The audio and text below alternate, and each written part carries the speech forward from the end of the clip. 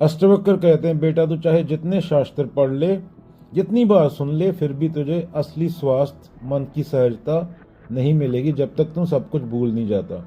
रूमी का कोट याद आ गया, flute is empty is the breath that flows. बच्चे को समझाना आसान होता है। बच्चे को समझाएगा कि मेरे साथ सफाई कर दे नदी की, तो वो तेरी हेल्प कर देंगे। पर अगर किसी 40 साल के, 50 साल के, 60 साल के बंदे को समझाएगा, वो मर्द को दर्द नहीं होता वो वाला, वो उसको पहले सब पता होता है, तो पहले से ज्ञानी होता है। तो जब तक तू सब कुछ भूल नहीं जाता, यहाँ भूलना का मतलब परीक्षा वाली भूल नहीं है, यहाँ भूलना है तो क्या, दिमाग की धारणाएं, परिभाषाएं, मुझे क्या होना चाहिए, दुनिया कैसी है, मेरी कहानी, ये पूरी आइडेंटिटी है, सबको ढीला छोड़ देने को बोल रहे हैं।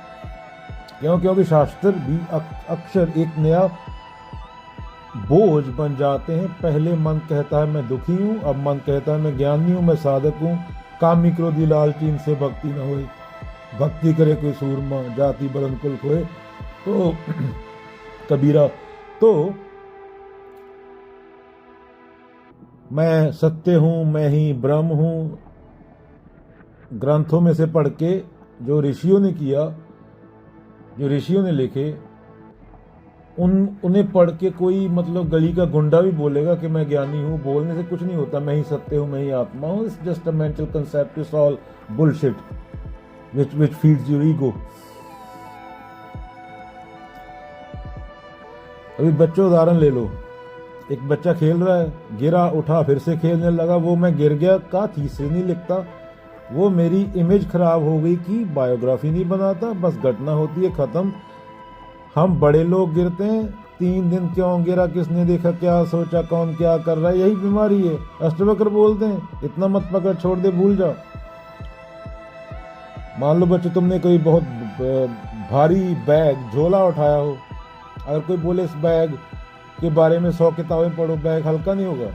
शब्दों से बैग हल्का नहीं होगा। अष्टवक्र बोले हल्का तभी होगा जब तू बैग नीचे रख देगा। शास्त्र पढ़ना बैग के बारे में नॉलेज दे सकता है, पर बैग छोड़ना अलग बात है। यह सब भूलना वही बैग छोड़ना है। तो यह श्लोक में अष्टवक्र क्या बोल रहे हैं? शांति नॉलेज से नहीं आती, पकड़ ढीली करने से आती है। और सबसे बड़ी पकड़ है मैं जानता हूं, मैं साधक हूं, मैं समझ गया। समझने को कुछ है, there is nothing to understand, it's just everybody making sounds in words. तो इन सबको भूलना होता है। Again same, flute is empty is the breath that flows, that makes the sound.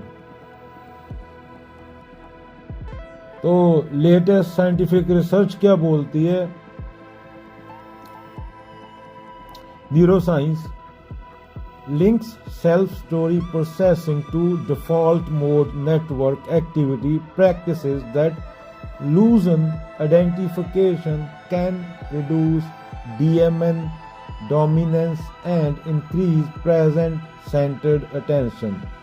तो क्या ज्ञान जोड़ता है, मुक्ति अक्सर घटाने में होती है। ज्ञान इकट्ठा करता है, मुक्ति अक्सर घटाने में होती है। कचरा साफ करने में होती है, इकट्ठा करने में नहीं।